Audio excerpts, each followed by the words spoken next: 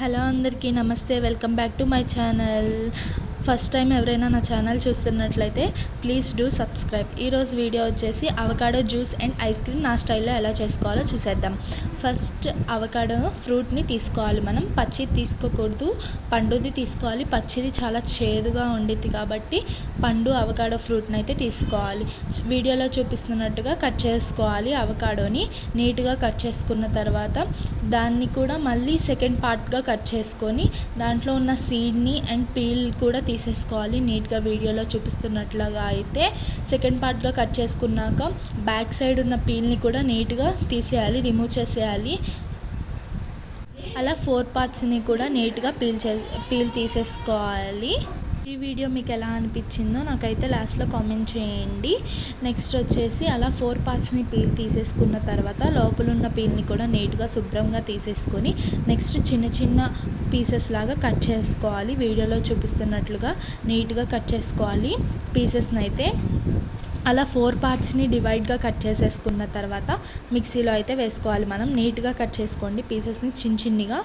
Next అయితే మిక్సీలో వేసేసుకోవాలి. మిక్సీలో వేసుకున్న తర్వాత కొంచెం అయితే పాలు పోయాలి. ఫుల్ ప్యాకెట్ మొత్తం ఒకేసారి పోసేయకూడదు, కొంచెం కొంచెంగా పోసుకోవాలి. మిక్సీ పడుతున్నప్పుడు ఫస్ట్ మిక్సీలో పెడుతున్నప్పుడు కొంచెం పాలు అయితే యాడ్ చేసుకొని మనం మిక్సీ పట్టుకోవాలి.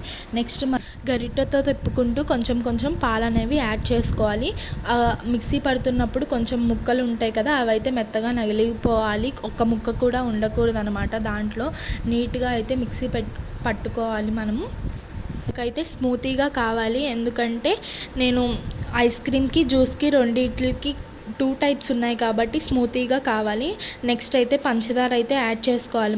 మనకి నచ్చినవి మీకు ఎంత తీపి కావాలో అంతవరకు షుగర్ యాడ్ చేసేసుకొని మిక్సీ మళ్ళీ రన్ చేసుకోవాలి. మనం మళ్ళీ తిప్పుకోవాలి మిడిల్లో ఒకసారి, మళ్ళీ మిక్సీ నీట్గా రన్ చేసుకొని మళ్ళీ పాలు యాడ్ చేసుకోవాలి మనం.